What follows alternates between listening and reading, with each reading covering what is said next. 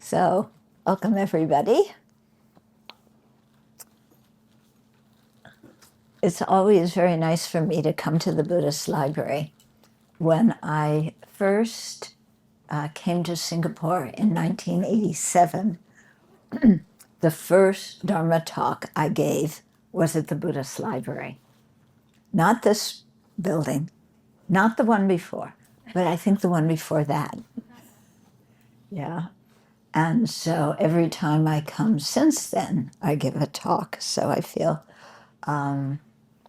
yeah, I really like it. Also, I have a very nice connection with Bhante and really appreciate what he has done for Buddhism in Singapore. Yeah, because he was here for years and years and years, set up the Buddhist library, dealt with all the things of having to set up a society. And he was always so welcoming. And so, I'll talk a little bit more about him as I get into the talk. So tonight's topic is, I was asked to speak about the Bodhisattva path, which is one of my favorite things to talk about. I love talking about bodhicitta. And actually last night, I had a dream about it. Usually I don't remember my dreams, but this dream was so clear that in the morning when I woke up, I thought, did it happen? And then I realized, no, it didn't. But I was walking down the street with some Singaporeans, and they had a center somewhere that I don't know what country we were in, but there was a Dharma center. And then some other people came up to me in the dream and they said, we heard you talk about bodhicitta. Tell us more about bodhicitta. Yeah, tell us more. And I was so happy in the dream because it's one of my favorite topics to talk about. Yeah.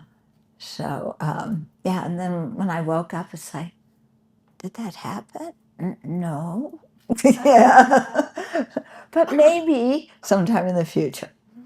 Okay, so we'll start this evening with a couple of recitations so that we take refuge in the Buddha Dharma Sangha and generate the bodhicitta motivation. Bodhicitta is the aspiration to become a fully awakened Buddha for the benefit of each and every sentient being. So it's quite an expansive idea, because usually we think about our own benefit, and bodhicitta is saying, all the sentient beings, the ones you like, that's not too bad. I can work for their benefit. The strangers, that's a bit harder. And the people we don't like your boss.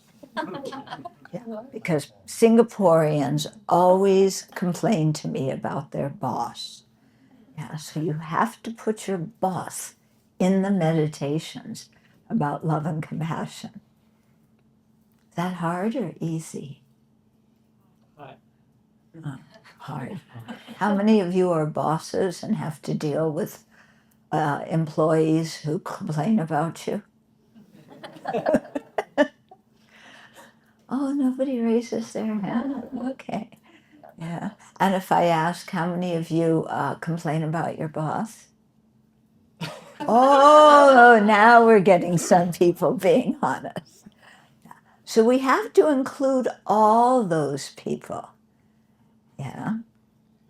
And for me, it's equal, and especially what is going on in my country right now, the country where I live.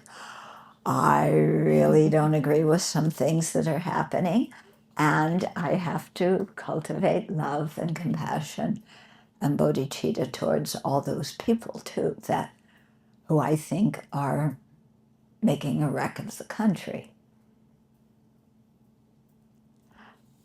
So it's good Dharma practice, because we have to practice in our life with what's going on in our life.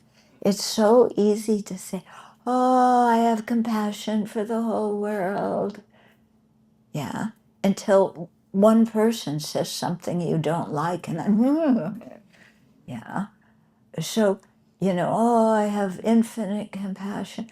That's just, kind of a big generalization that we think when we're not near anybody that we don't like.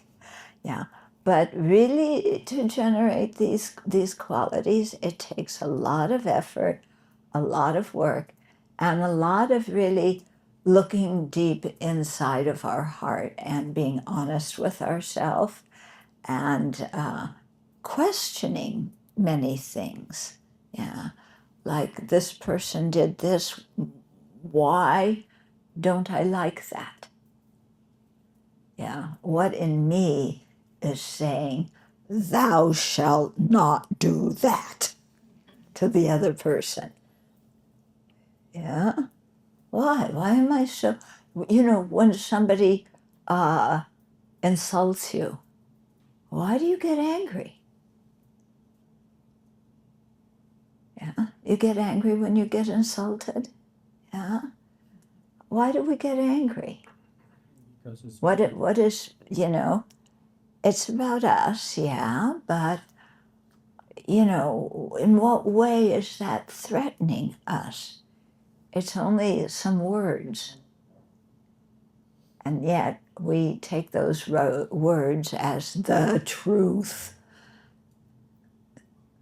So, we have to look at these things and, why do I get upset? And are my reasons for getting upset really reasonable?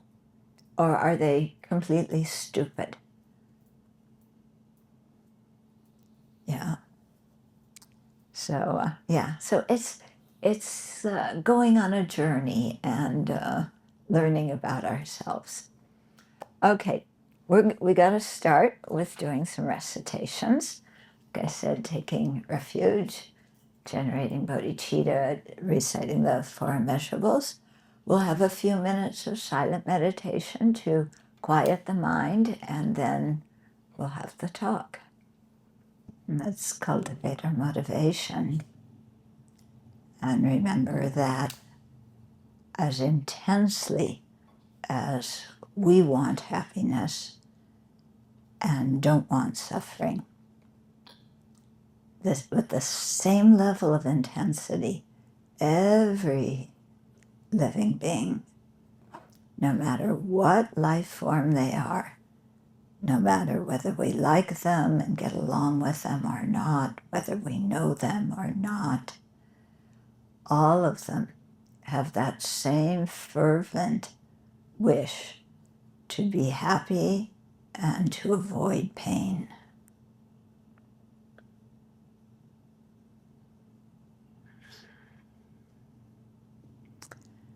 And so given that that is the truth, the situation, then why should we just take care of ourselves and not take care of others?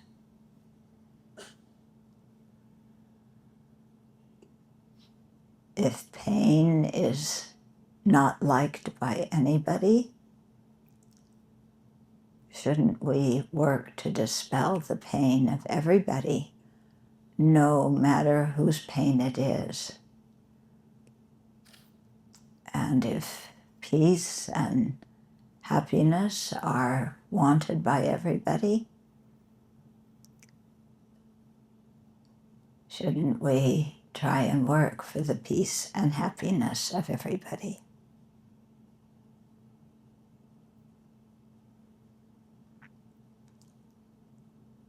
So this really entails overcoming our self-centeredness and really opening our heart and our mind.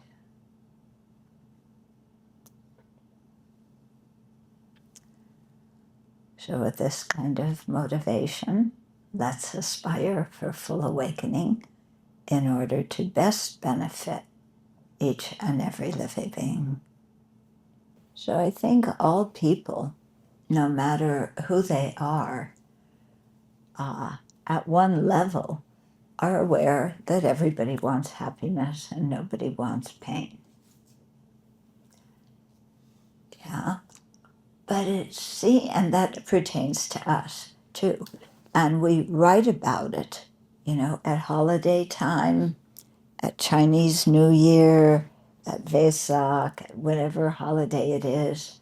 We write, may everybody be happy. May everybody live in peace. Don't we? Don't we write that in the cards? Yeah. Do we live that? Or do we only write it? Yeah. So, we have some work to do to get the understanding from here in our head down to here in our heart. Okay. What is the biggest hindrance to really caring about everybody? Yeah. If we really look, the biggest hindrance is our attachment to our favorite object. What is our favorite object? You're right, me. Thank you. You recognize I am your favorite object. Not you. No. You're you. I'm me. I'm me. You just said that I am. Okay. Yeah. So this is really how we think, isn't it? I, me, my, and mine are the most important things in the world. Don't you think so? Yeah. Who do you think about when you first wake up in the morning? Me. And what I want, what's going to happen to me today. Yeah. Who's going to get in my way and bother me today? Okay. Well, do you think about people in the world that don't have enough food? Maybe when you read the newspaper, oh, that's such a pity, as you go and get breakfast for yourself. It's true, isn't it? Yeah. So this feeling of, me as the most important one, we all have it. And this is the chief thing that blocks us from having love and compassion towards each and every living being. We have, with this self-centered thought, we have what I call our rules of the universe. Okay. So check and see if you have any. I'm going to tell you my rules of the universe. And you check and see if you have any similar. Okay. First rule of the universe is I am always right. Mm-hmm. Second, I should always get what I want. Third, nobody should get in my way and bother me. Fourth, nobody should ever point out my faults or mistakes because I don't have any. And even if once in a while I make a small mistake, they shouldn't comment on it because it's that big. It's nothing. Yeah. Another rule of the universe, everybody should like me. Yeah. Nobody should insult me. Nobody should reject me. Nobody should do anything I don't like. Yeah. Some of you have these rules of the universe. Yeah. And when people don't live according to them, what happens? Rawr. Yeah. My anger is always justified. Their anger is never justified, especially when they get mad at me. Yeah, because nobody is allowed to get mad at me. What do you think? Some of you are nodding your heads. You know what I'm talking about. Some of you are elbowing your husband or wife and say, yeah, she's talking about you. Some of you are like looking, oh, what a beautiful ceiling. Okay, but think about it, you know? And so this incredible self-centeredness is really a very formidable object to, you know, opening our hearts and minds. Sometimes we think, oh, but I'm a Dharma practitioner. Yeah, I don't have that anymore. You know, I've given up all my worldly concerns. Yeah, right? Mm-hmm. And then you look a little closer, and what's most important? Your Dharma practice or somebody else's Dharma practice? Mine! Whose liberation do I work for? Mine! Yeah, I want other people to be happy too, but first me. Then maybe I'll consider other people. After they apologize for all the mean things they've done to me since beginningless time in samsara. Yeah. Okay.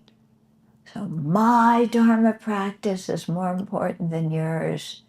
Yeah, if I want to meditate, you better keep the room quiet. Yeah, because you're disturbing my meditation. Yeah. My study is more important. Yeah. My retreats are more important. It's always around me, I, my, and mine, isn't it? Yeah. So this really is a big obstacle. And it's not so easy to dismantle. Because we've had this kind of thought since beginningless time. Okay, so how do we dismantle it? Well, first of all, we have to own it. As long as we say, oh, I don't have that problem. I'm sweet. I'm innocent. I love everybody. As long as we don't acknowledge what's going on inside, then there's no opportunity to do anything about it. So often when we get criticized, we just go, you know, actually, yeah, when somebody criticizes us, we should say, thank you very much. Yeah. Why? There's several reasons. First of all, when somebody criticizes us, the negative karma we created by criticizing other people in the past gets used up, gets experienced.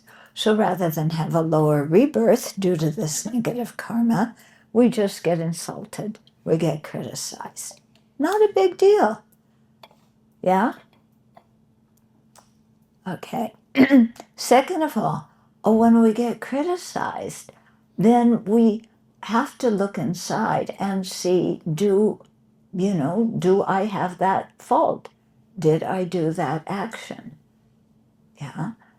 And if the answer is yes, then we go, yay, now I know what I need to work on in my Dharma practice.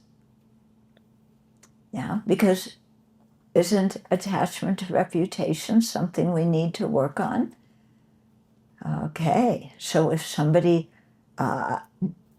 jabs our attachment to reputation or criticizes us, now it's time to say, okay, yeah, I looked, what that person said is correct.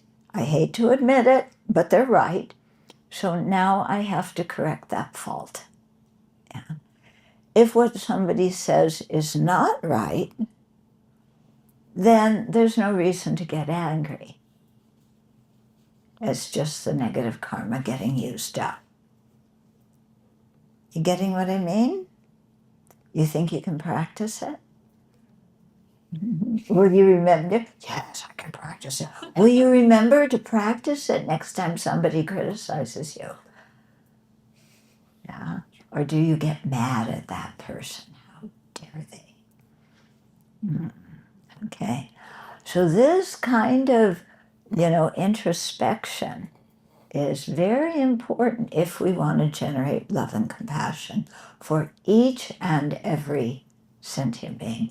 And the four Brahma Viharas are directed towards all of them, not just towards the people that we know and the people we like. Okay? It's a quality really to be admired, isn't it? Don't you want the Buddha, aren't you, or put it this way, aren't you glad the Buddha has impartial love and compassion for all sentient beings and accepts you and will teach you no matter how you act towards the Buddha?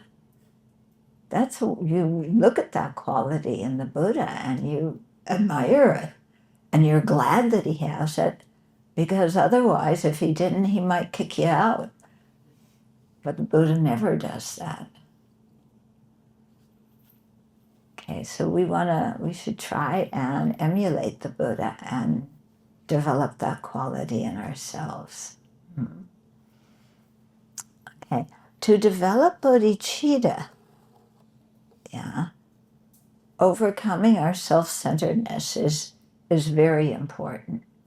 Another part of developing bodhicitta is cultivating a positive attitude towards other living beings and seeing them as lovable, okay? And to do this, there's a meditation on the kindness of others. And personally speaking, I've found that when I do this meditation, it has really changed how I look at things, and it's helped me tremendously in my relationships with other people. Because previously, I didn't see everybody as kind. Yeah. The people who agree with me are kind. The people who do what I want are kind. Yeah. The people who ignore me are mean. The people who, make me feel like I don't belong, they're mean. But meditating on the kindness, it's a very profound meditation. So there's different ways to do it. I'll tell you my favorite way, which is, you start with your family and your friends, and it's fairly easy to see their kindness. Although sometimes I don't know if we really appreciate our parents' kindness. I think more in Asia people do, but in my country, people don't always appreciate their parents' kindness. But when I think about it, when we're born, we come into this world, we cannot take care of ourselves. Yeah. As a baby, you're too hot, you're too cold, you can't put on a blanket, you can't take off the blanket. Yeah.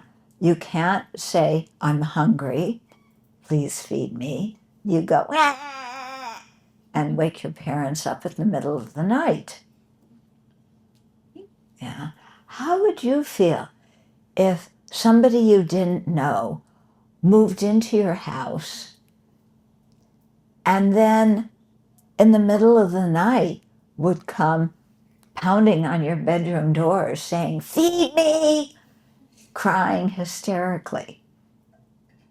Well, yeah, would you like that? No. But if you have a baby, parents, yeah, do you get up and feed that child? Do you mind feeding that child? No, you love that child. They're a total stranger. They just moved into your house for the next 45 years. Yeah. And they wake you up in the middle of the night and you love them. Yeah. Can we take that kind of love and apply it to strangers who are not babies, who happen to be adults? They're the same in being strangers. Yeah. And they're not even waking you up in the middle of the night.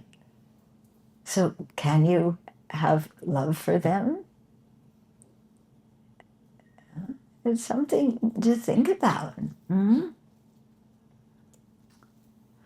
But when we look at our lives, like I said, we're born, we come into this world totally broke. Yeah. If you think you have financial problems now, when we were born, we really had financial problems. We had no bank account, no stocks, nothing, not even, clothes on our back. And what happened? People took us in. Yeah, they gave us food, they gave us clothing, they gave us shelter, medicine. And all we did was go, yeah, yeah. And when we got to the terrible twos, parents, you know about the terrible twos, where your child learns the word no. Yeah. And we did too, after waking them up in the middle of the night for years. Then when we got to the terrible twos, anything mom and dad said, no, no, no. Am I telling the truth, parents? Those of you who are parents?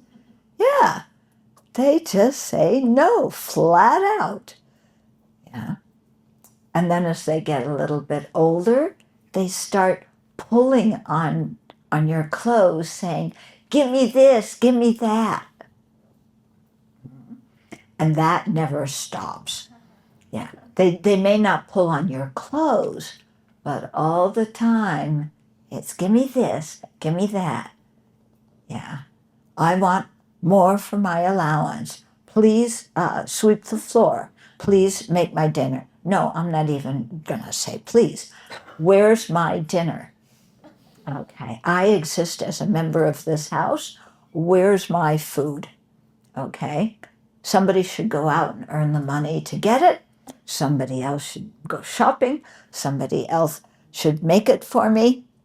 And they should only make food I like. Otherwise, I'm going to go bleh, and make a fuss. Parents, right or wrong? Yeah, that's exactly it, isn't it? Yeah. And they still love us. We did all of this. Mm-hmm. And what about our teachers? Yeah. When I was in grammar school, what do you call it? Elementary, primary. Yeah, primary school. Okay. Sometimes somebody would pass around a note saying something to the effect of, at 10 o'clock, everybody drop their ruler. And so in the middle of a lesson the teacher's giving us, we all take our ruler and drop it. And then the teacher, and we all. But where would we be if our teachers didn't teach us? Yeah, where would we be? We wouldn't know anything. We wouldn't know how to talk. Yeah, other people taught us how to talk. They taught us how to read and write. Yeah. They made us do our homework. But if they didn't, then we wouldn't have learned. Yeah. Were you an easy child to raise, or did you create fusses and do things behind your parents' back and not exactly lie to them, but say some things that weren't exactly the truth? Yeah. Anybody do that? Oh, okay. Four or five people. Oh, I see. The rest of you, when you were young, when you were teenagers, you always told your parents the truth about where you were going and with who and what you were doing. Do you think I believe that? Yeah, you must think I'm pretty stupid.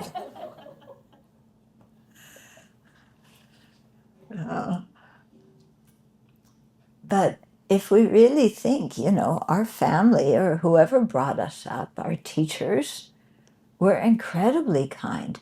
And without them investing their time and energy in us, we wouldn't be able to function in society. Okay, what about strangers? Well, I don't know them, so who cares? That's often how we think. Or especially in Singapore, where it's really crowded. Yeah, you're on the highway, you want to go somewhere, and there's so many cars in the highway. Why are these people here? They are in my way. Yeah, they're strangers. You don't even know them. You haven't met them already. Okay. Yeah, they want to cut in. You give them the finger. What, you think because I'm a nun I don't know what that means? Yeah, I was not born a nun, guys. Yeah. So, yeah. And what about the people who work on the roads? Yeah, and construction in general. Boy, Singapore has so much construction now, and it's so noisy. Have you noticed when they're building the building, clamp, chop, rah, rah, and like, why can't they just, not make so much noise? And when they're doing road work and you want to go somewhere, why are they doing the road work now? They should do it at 3 o'clock in the morning when I'm not driving on it. Yeah. But do you want to do road work? Do you want to drive in roads that haven't been properly paved and repaired? No. So these people are actually quite kind to us, aren't they? Yeah, they do the road work in the heat in Singapore. My goodness, it's so hot here. And they do the road work, they build the buildings that we all live in. Do we ever stop and say thank you? Yeah, thank you for building the MRT. Yeah, thank you for doing the road work. When I first came to Singapore in 1987 to give Dharma talks, Singapore had a law whereby you had to pick up all your trash, and if you didn't, then you had to put on some kind of uniform and go out and pick up the trash of other people along the roads. I heard they stopped that law. They need to put it back. Yeah, I've been, because I walk a lot. I've walked a lot around Singapore. My goodness, there's trash everywhere. Not everywhere, that's exaggerated. Many places, so much trash. People are not throwing their trash away. And that even if they do, the bins are overflowing. Oh no, I'm saying something bad about your country. Now you don't like me. Oh, please like me. But, don't we have a responsibility to keep our own trash away from the streets and from just flying around everywhere? Yeah. Do we appreciate the people who pick up the trash? Yeah. So there's, we're totally dependent on strangers who do whatever jobs they do in society because we benefit from it. Yeah. When somebody, you ordered food and they deliver the wrong thing, you ever had that happen? Or you order something from Amazon or some big, network, and they send the wrong size. Yeah. And so you have to call the customer service department. Okay, customer service, it sounds nice. It's basically where people complain. Yeah. So any of you ever worked in customer service and dealt with all the complaining people? Oh, you're all such bodhisattvas. Oh, one person? Yeah, oh, okay. Oh, two people. 3. How many of you have contacted customer service in various industries and businesses and airports? Ah, yeah. Are you nice to the people that you contact? Initially, yes. What'd you say? Initially, yes. Initially, yes. Until they. Yeah. Yeah. Yeah. And people often take their anger out at strangers in customer service. They aren't the people who sent the wrong size or the wrong food. And I doubt that anybody actually sent the wrong thing deliberately. It's just mistakes people make. But what do you say? Your company, I ordered size 7 and you sent me size 6.5 and it doesn't fit. Yeah, and I need it. This is important. I'm sending it back to you. No, you come and pick it up. I'm not doing anything for you. You come and pick it up and you bring the right size. Yeah, and if you don't, let me talk to your boss because I'm going to tell them.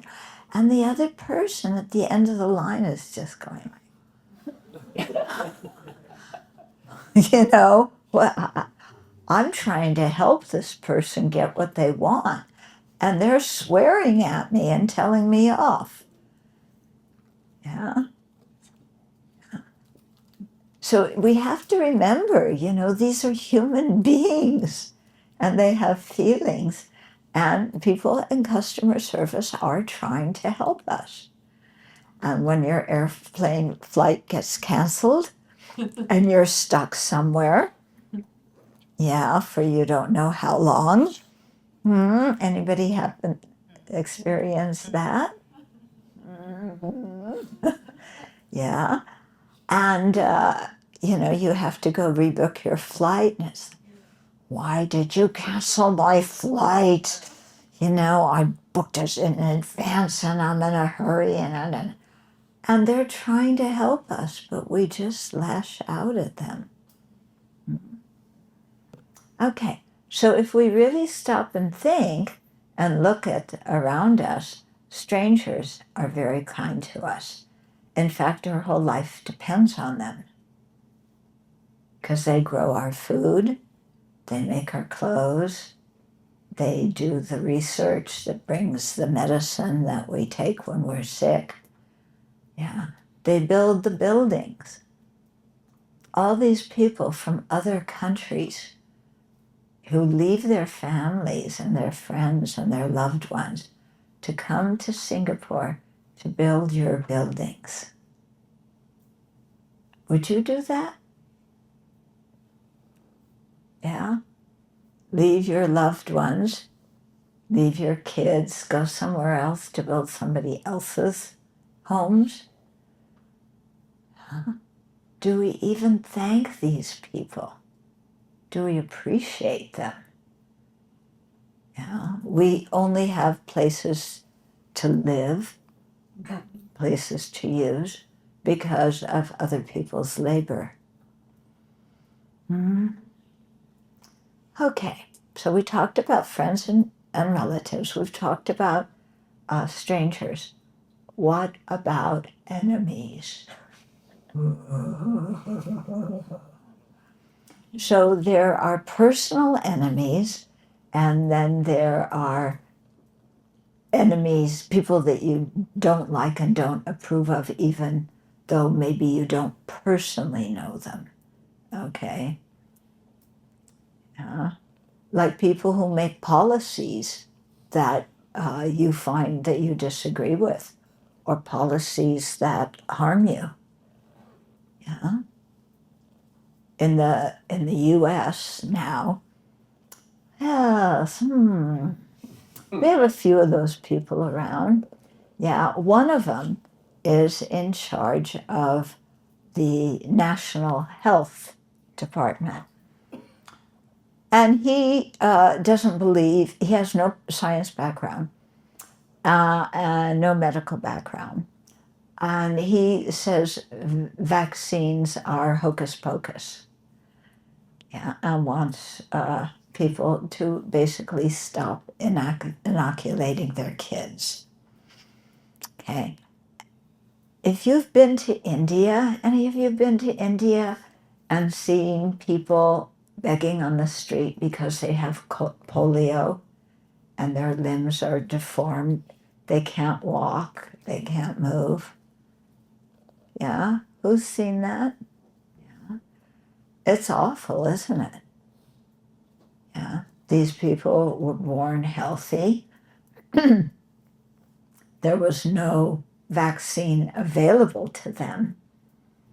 And the polio virus spread around. They got it. Yeah. Their limbs are deformed. They can't walk. They can't move, and so on. Yeah. And yet, there's somebody who wants to convince parents not to vaccinate their kids. And that just makes me shudder, because I would hate to see kids have polio. The polio vaccine came out when I was a little kid, and everybody brought their kids to be inoculated. We all went and took off, bared one shoulder or the other, and they jabbed us, and you gave us a lollipop or something. Yeah. And thinking about it now, I have so much gratitude for the people who developed the polio vaccine, the people who distributed it, the people who inoculated us, all of us kids. Because I have a friend who got polio when he was a kid. Yeah, he lived in Taiwan, and he's translating some of the books that I've done. And, he has walks with a brace, and it's quite amazing, And one time asked him, like, what happened? He said he got polio when he was a kid. Yeah. And it's just painful to think that that could happen to other kids if they're not vaccinated. Same with measles, same with smallpox, all these things. So, so to think of, so for me, one person, this guy in the US who says, don't vaccinate your kids, he's not my favorite person in the world. Yeah, I really disagree with him. And the way that some of the immigrants are being treated, I really disagree with that, and the people who are in charge of all of that. And yet, there are sentient beings who want to be happy and don't want to suffer. Yeah. And if I leave even one of them out of my cultivation of love and compassion, then there's no way for me to generate bodhicitta, and there's no way for me to attain Buddhahood. Because bodhicitta has to want to work for the benefit of every sentient being. Mm-hmm. So it takes some kind of fortitude, some inner strength, I think, to really develop these kinds of qualities. Now, some people say, oh, you must be Mahayana, you say that. But that's unrealistic. Yeah. You want to attain Buddhahood for all sentient beings? Unrealistic. Impossible. Yeah. I think that's kind of giving up before you even try. Yeah. And for me, bodhicitta is the thing that keeps me going.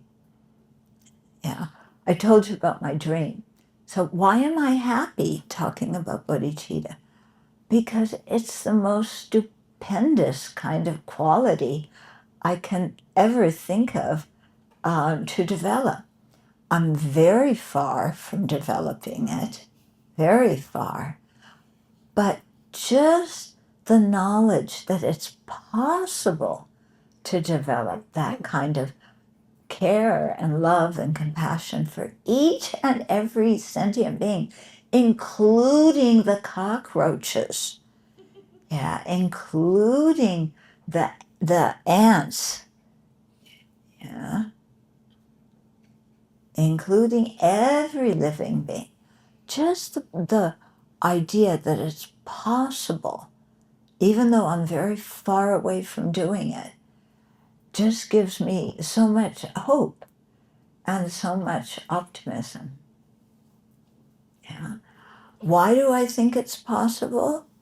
Well, Shakyamuni Buddha developed it. And we all have the potential to become Buddhas. So if the Buddha did it, he was once a sentient being. He didn't just come, yeah. He wasn't created by God as a Buddha, There's no God that created us. And even if there were, nobody comes out as a Buddha. We all start out as sentient beings. So he developed that quality. So that means I can too. So whenever I get in kind of yucky moods, I'm not in a good mood, or I'm discouraged, or something like that, when I think that it's possible to develop bodhicitta, my mind brightens up. Yeah. And even though it's going to take eons and eons and eons to develop it and complete the Bodhisattva path, it doesn't matter how long it takes, because it's something worthwhile. Yeah. You don't want to spend even 10 minutes on something that's not worthwhile. But generating bodhicitta is very worthwhile. So it doesn't matter how long it takes us. Yeah. And I find also that having this long-term motivation, yeah, is so helpful in observing the law of karma and its effect, because I stop just thinking about my happiness now, which is what the self-centered attitude wants. Yeah, it's going to take a long time. That's okay. I'm going in a good direction. And for me, one of the things that I questioned when I was young is, what is the purpose of my life? Yeah, what's the meaning of my life? When I die, what do I have to show for having lived? Yeah. Even if you make $1 trillion, which Elon Musk is in the process of doing, even if you have that much, when you die, you can't take any of it. Yeah. Even if you live in the most luxurious house, when you die, it stays here. You go on. Even if you marry the most fantastic person who never, ever, ever criticizes you, yeah, you're going to have to separate when you die.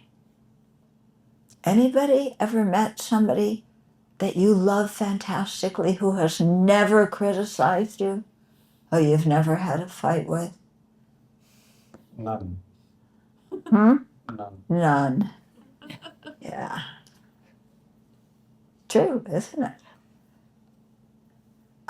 I told one person the other day that even if she married the Buddha, she would still be unhappy in her marriage.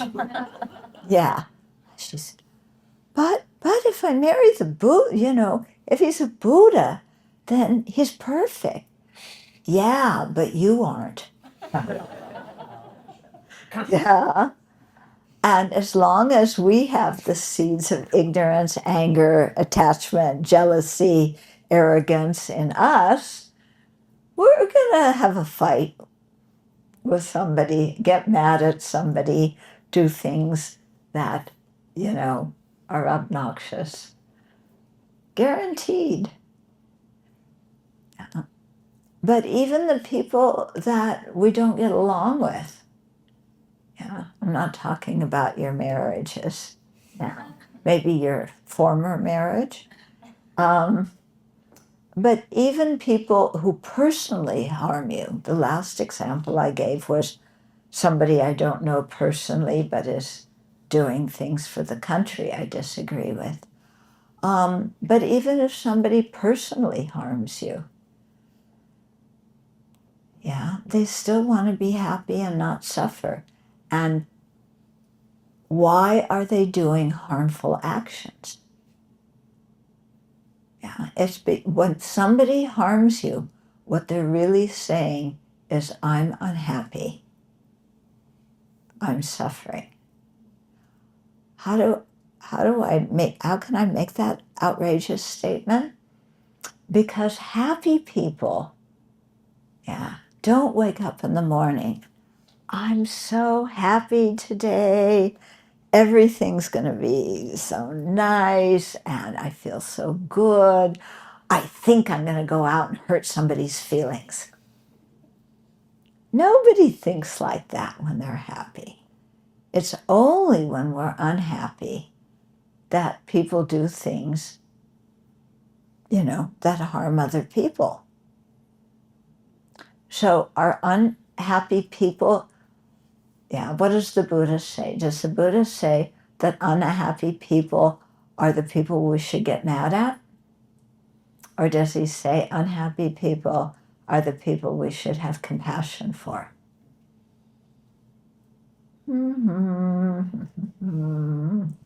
What do you think? Yeah, Buddha would say unhappy people are the people we should have compassion for. Yeah. So when somebody harms us, that means no retaliation. Not even in our mind. May they get hit by a truck. No. Yeah. May they be free of the attachment and the craving that is leading them to do harmful actions when they can't get what they want. Yeah. You don't pray, may they, get what they want. May they be successful when they rob the store and rob the bank. No. When you want people to be happy, it doesn't mean that you're wishing that they get everything they want, because sometimes, we ignorant sentient beings want things that are not good for us and that harm us and harm other people. So we want to pray, may they be free of that craving and attachment. Yeah. May they have a kind mind, a generous mind, and be free of that kind of pain. Okay, so that makes a sense to wish for other people. Okay? So, really focusing on these three groups of friends, the people we care about, strangers, and enemies, really focusing on them a lot and looking at our own reactions. And, when we don't have a virtuous reaction, then stopping and trying to cultivate one. Yeah. And, continually doing this. And then, then thinking of other beings suffering, and not just the ouch kind of suffering, the ouch when your body gets hurt or your feeling gets hurt. But just, you studied the different kinds of suffering. Yeah. So there's, what everybody recognizes as suffering. That, yes, we want people to be free of. But what we often call happiness, the Buddha said, is dukkha.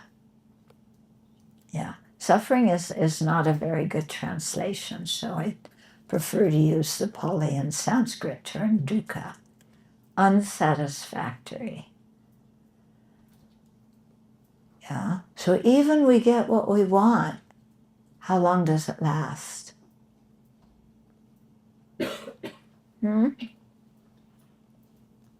It doesn't. Our happiness is so fleeting, and sometimes we work so hard to get things, and we get it, and it doesn't satisfy us at all. We're left still like, okay, I got that expensive fancy car. I want something else now. Okay. So the fact that our happiness doesn't last, that we're never satisfied by what we get, and that if we continue to have what we think is the objects of happiness, eventually that will turn into pain. For example, when you're hungry, you want to eat, right? You're suffering from hunger, you want to eat. When you start to eat, it feels so good, doesn't it? Happiness is coming. If happiness were really in the food, the more you ate, the more happy you would be. What happens when you keep eating and then eat some more and eat some more and eat some more and more and more? Yeah. Do you wind up happier and happier? No, you wind up with a stomach ache. Yeah. So anything that we think is happiness, you want to go to Bali, or you want to go on a cruise. Yes, you go on a cruise, you go to Bali, you go to Times Square, wherever you want to travel to. Yeah? And you get there, and then, yeah, oh, Bali, it's supposed to bring me happiness. But the beaches are so crowded, La. You know, why are people on the beach when I want to be on the beach? Okay. And then even you get a space on the beach, yeah, and you're lying there in the sun. It feels so nice, the sun on you. How long does it take for you to get sunburned? Okay. So even the things that we think bring us happiness, they bring us some pleasure, but the pleasure doesn't last a long time. And it can even turn into unpleasant feelings. And then the third kind of suffering is, the Buddha said, the suffering of pervasive conditioning. In other words, we are conditioned beings. Yeah? We think that if we just make the determination to do something, we can do it. Okay, at the beginning of this session, we had a few minutes of silent meditation, just watching the breath or whatever. How many of you did not get distracted during those few minutes? Could you control your mind enough to not get distracted for a few minutes? No. Can you prevent your body from aging? No. Can you prevent your body from dying? No. Okay. So all these things happen due to causes and conditions, and we cannot control all the causes and conditions. So this is a type of dukkha as well, because we would really like to control all the causes and conditions. We would like to control the whole world, starting with the people in our family. And we can't control them. We cannot even control our own mind. Okay? So this is something actually we can make some headway on. You know, the Buddha taught us the methods to develop concentration. He taught us the antidotes to anger and jealousy and clinging and craving. Okay, so we can make some headway on that. But we have to create the causes for what we want. We can't just sit there and pray, Buddha, Buddha, Buddha, may I always be happy. And if I am, then I will make an offering to the temple. So first, Buddha, you bring me happiness, long term until the end of my life, happiness. And then I'll make the offering, except I'll be dead then. Okay. I'll write it in my will. Yeah.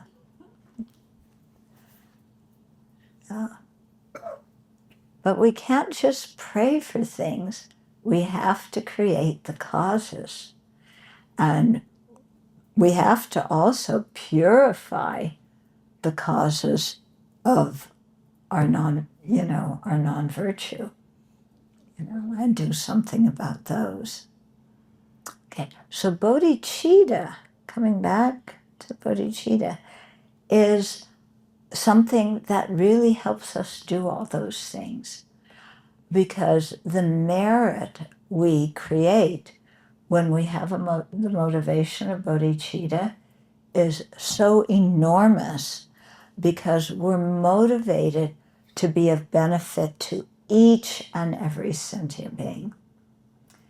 If we do a virtuous action and we do it just for me, we create merit, but the merit is for the happiness of one person.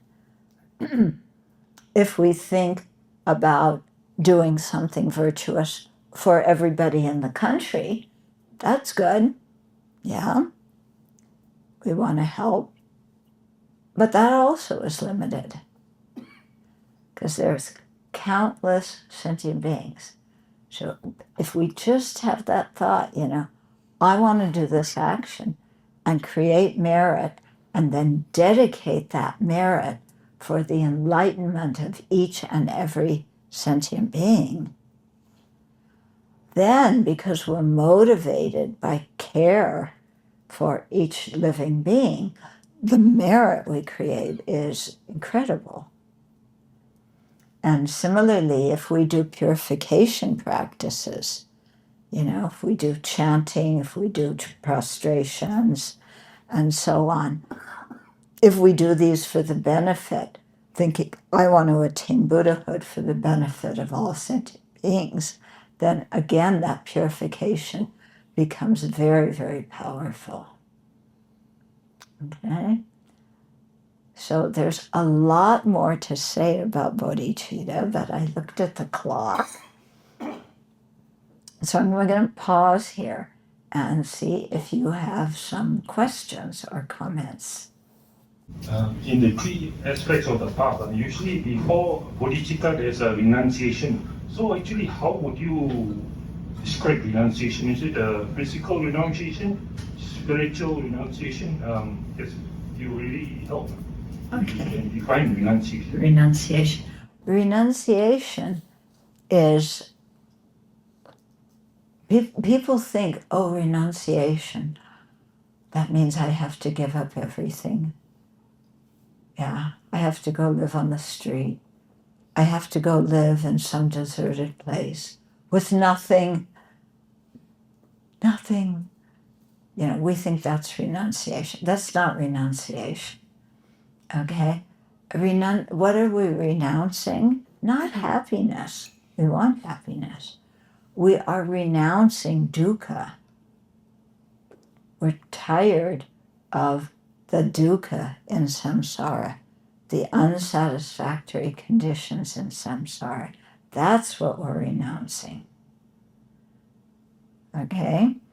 So we have to start out, renouncing the dukkha in samsara, our own dukkha, and then we have to spread it to everybody else.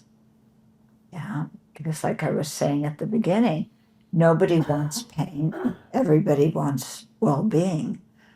Yeah, so when we renounce the dukkha of other living beings, all living beings, then that is a good factor for generating bodhicitta.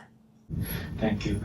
Venerable, is there some noted difference between what we will call the Bodhisattva Vow and what we may call the Bodhisattva precepts, such as in the Tibetan tradition? No, they're the same. Whether we say sometimes the word vow means the whole set of Bodhisattva precepts. The word vow is a bit confusing in English, okay? Because we usually think a vow, never break it, and if you break it, to hell. And so that's not, you're laughing.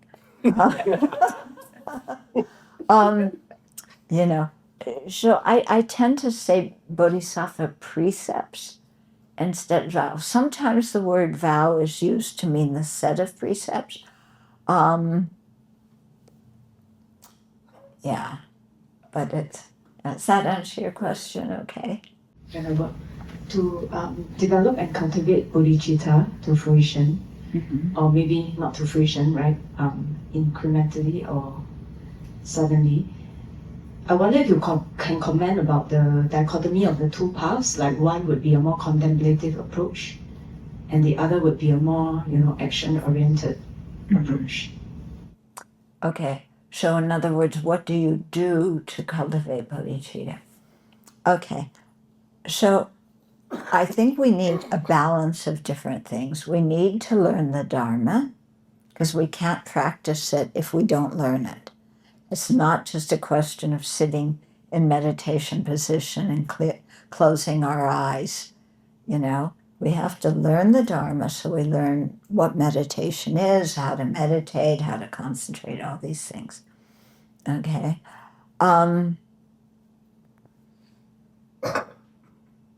Just lost my train of thought. Tell me your question again. If you could comment on the contemplative path Oh, or okay, the got it. action-oriented path. Okay, so we have to learn the Dharma. We have to put it into practice. Yeah, meditation practice. We have to serve sentient beings. We have to act. Okay. Now, these are just three general categories of things that we do to help create virtue and purify. So then we sit there and go, well, which one am I going to do? Oh, we're supposed to do all three. How can I do all three at once? Yeah. And so then you get really confused because you want to do everything all at once.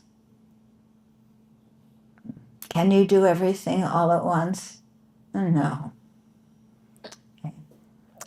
And then you hear, oh, it's going to take 3 countless great eons to become a Buddha. Oh, God, you mean I have to do all that practice? And that's after you enter the first path. So you have to keep on what you're doing now. That doesn't count in the 3 countless great eons. Then once you enter the path, it's 3 countless. Oh, yeah, what am I going to do? How am I going to do that? Yeah. Well, we have many lifetimes.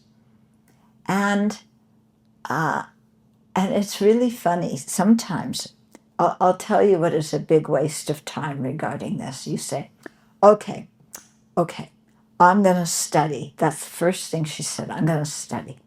So you study. While you're studying, why am I sitting here studying? I should be meditating and trying to actualize it. No, I should be doing something. Why am I studying? I should be putting it into action and helping sentient beings. So you stop your study. You go, and start running 15 million charities to benefit sentient beings.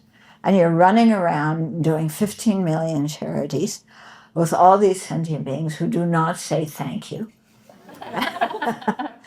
And you have no practice of patience or fortitude. So in the middle of it, you go, why am I doing this? I want to go meditate and calm my mind. So you stop doing that. Then you sit down. Oh, meditation. Oh, my mind is so calm.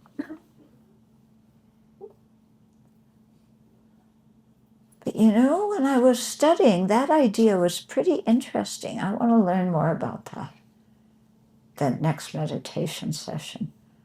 Oh, all that charity work I was doing, I really enjoyed that. I should go back. So my point is, when you're studying, you think, no, I should be benefiting others or practicing. When you practice, you think I should be studying or benefiting others.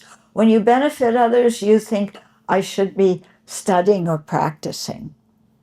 This is the dissatisfied mind that is a huge distraction. Okay? So I learned something very important about this. Some of you may remember, some of you may be too young to remember, but there was one nun when I first came, I forget her name. I lived in her temple. It was off of Bendemeer Road. And she was the one, the big Buddhist center on Lavender Street, that huge one with the Buddha on top of it. Taipei, yeah, the Taipei Buddhist Center. Huge thing. She was the one that built it. And so I went to talk to her one day and just thank her because I was living in her temple. And we started talking. And I just said, wow, you've done so much, because she was helping the students in the Pali. She was helping build this Buddhist center. She was doing all sorts of charity work. And I thought, wow, she's really tremendous. And she looked at me, and I was commenting on this and thanking her. And she said, oh, but you give Dharma talks, I don't do that. You give Dharma talks. You've studied a lot. And somehow through this whole interchange, it made me realize that in different lifetimes we do different things. And even in different times in one lifetime, we do different things.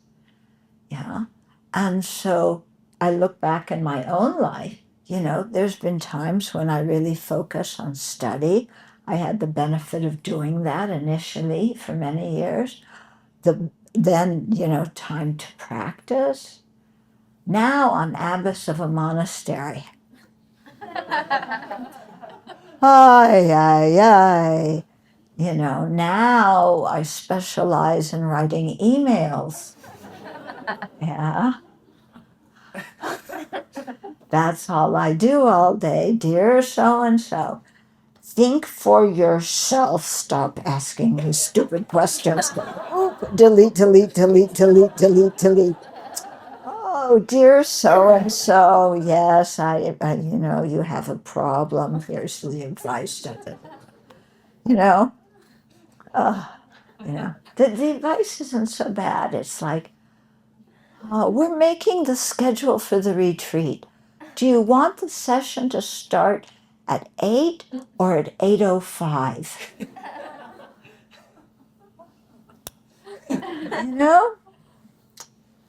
Please, you're in charge of making the schedule.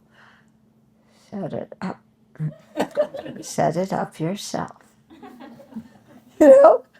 So, so in my own life, there's been, different times when I do different things.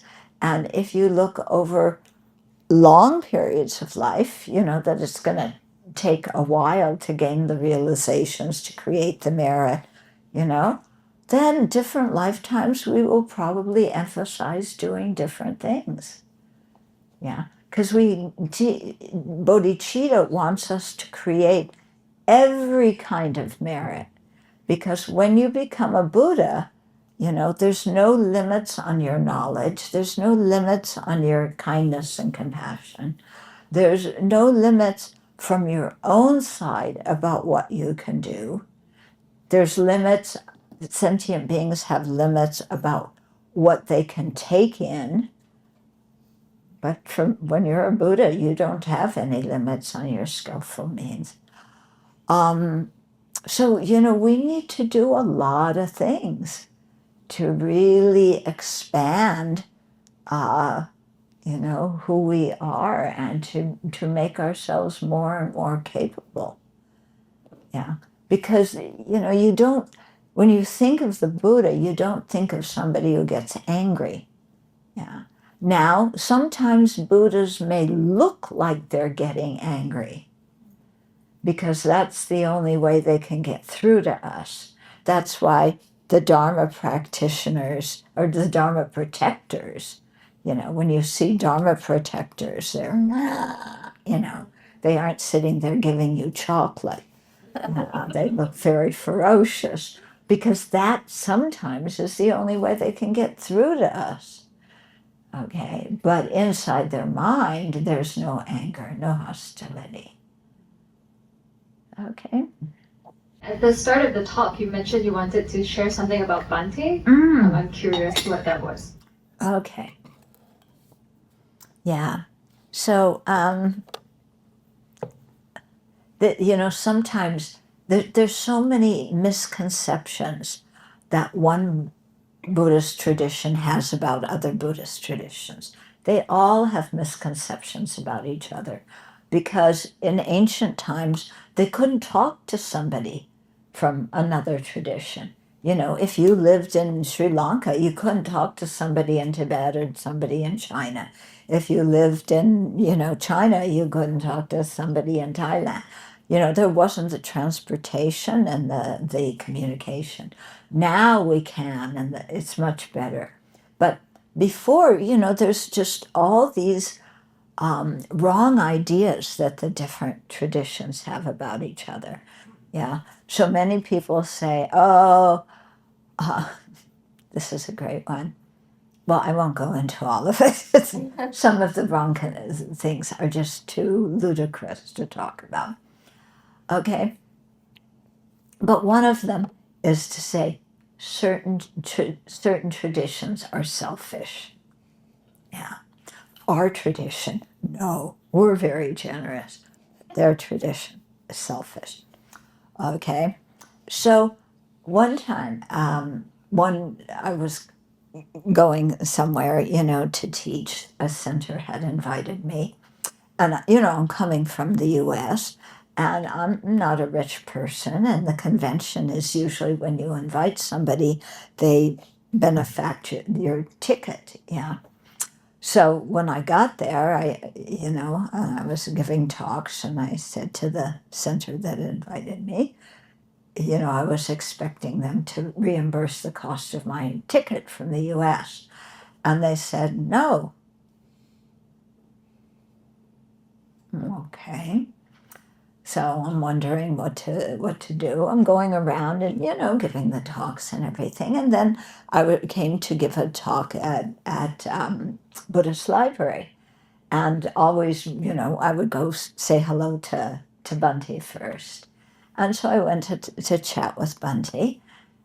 And he pulls out an envelope and he says, I hear that you have some trouble with the money for your ticket. Here. And he gave me the money for the ticket. And it wasn't, I didn't tell him, I don't know how he found out. It wasn't the Buddhist library that invited me. But out of the goodness of his heart, you know, he heard somebody had problems and he did something.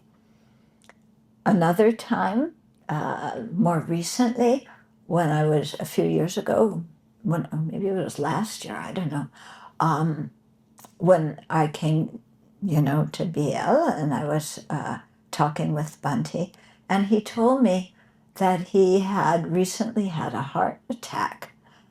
And then he said that he was in the middle of counseling some people who had some problems, and he was giving them Dharma advice.